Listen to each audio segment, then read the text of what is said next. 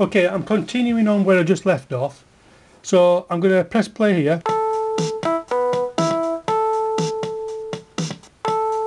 Let's have a listen to this one then.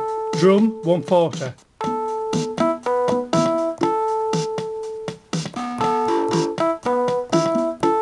Sounds too kind of high up there.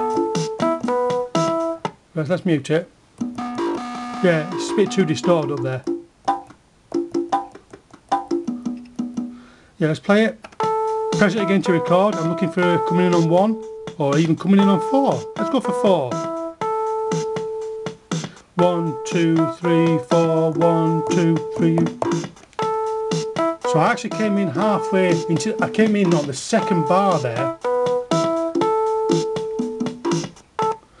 Now, what you can't do is erase that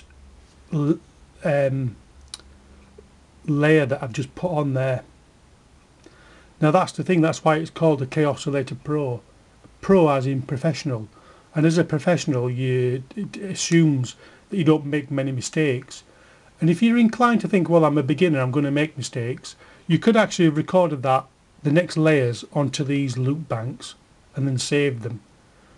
So if you're pretty competent and confident, you can layer them all on one bank. But if you screw up and you have to delete that, there's no undo button, which is pretty annoying really. But again, it takes a lot of memory apparently to have an undo button, and again it's all about cost considerations. So if you want to record different layers, you can put them all into these 4 loops. Maybe you want to record 2 layers on there, like a drum and some acoustic, and then you don't put another layer on because it's looking a bit awkward. So you put it on there, put the next one on there. There's no bounce function, so we can't bounce B onto A, unfortunately. That would have been nice. They might put that on the Kaossilator Pro 2 or whatever. Other than that, yeah, you could save these to an SD card or export them via USB. Now I've not done that, so I'm only telling you, I'm not showing you the process of how to do it, because no doubt I'll screw up as I do it. So let's add another one. Let's dare to add another layer onto this. So what have I got? I've got 3 layers so far. In fact, how I see that, I'm not really sure. So I tell you what we'll do. We'll go for a B. We'll go and put them on the loop bank B. So have a playback. Let's choose chord. What's that? What does that chord C85 sound like? Let's just mute that and let's have a listen to it. Oh, hang on. Although these are pre-programmed and are changeable, if you imagine the numbers 1 to 100, say we'll say 10, 20, 30, 40, 50 and so forth, what this does, this dial, it actually turns through the numbers. So in effect, if you watch how it goes from B for bass, as I turn it, then it becomes C here, and it'll go from this C and it'll overlap and it'll go into there you are, special effects. So it's gone on to that one. You see what I mean? It goes up and change a lot. Gone on there to drums, and now it's gone on to that pre-programmed. I'm not sure if it'll go on to this V. Oh yes, it has. Okay, so you see how it goes through them the more you turn it. So let's press that again. I'll change that one. Put the guitar arpeggio on. What's that sound like? A bit faster.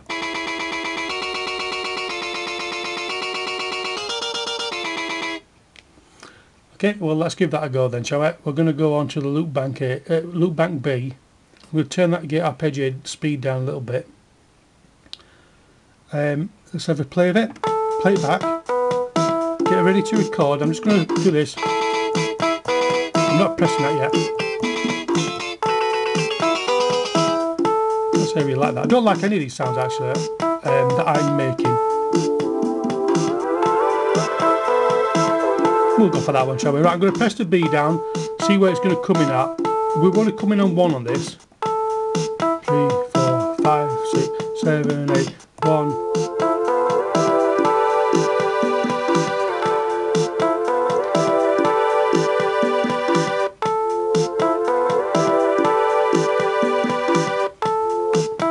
No, I've just muted that. Let's mute that as well. So have a listen to that, how it sounded.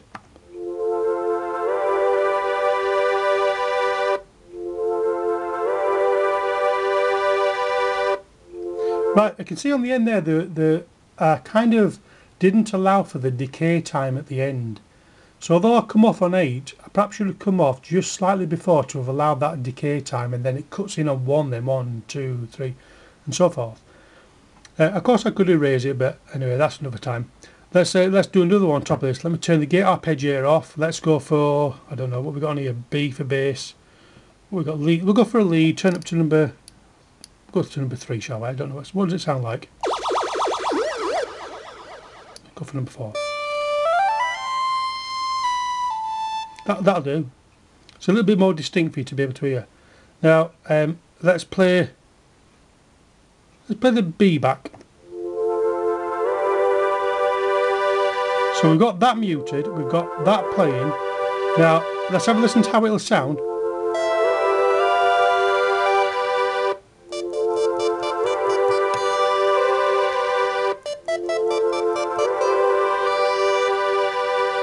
I quite like that.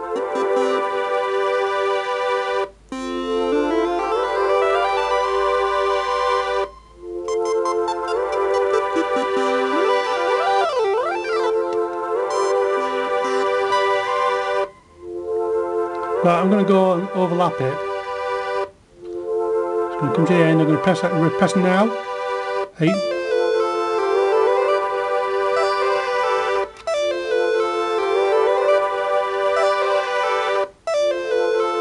Yeah, that sounds different, doesn't it? Let's just mute it. So anyway, that's it. Kind of using these. I'm very sketchy with it, as you can see. This is all part of the learning process. As each time I do something, I'm discovering something, I'm trying to remember how I did it, I'm trying to correct mistakes, I'm trying to understand the theory of these beats and get the timing right, as well as be a little bit creative, trying to remember what's in here, what's available to us. Of course, it's there's an infinite amount of possibilities, and you'll often hear people say, well, use your creative flow, you know, go produce it organically, get the feel. Well, it has to be to some kind of framework though. If you've not got the framework or the understanding, to me, you know, you can't create something unless you understand a bit about what you're doing. So with these videos, that's what I'm trying to give. When you're making something, a learning process, you're going to balls up along the way. You're going to screw up, you're going to make mistakes, you're going to get frustrated, you're going to get put off.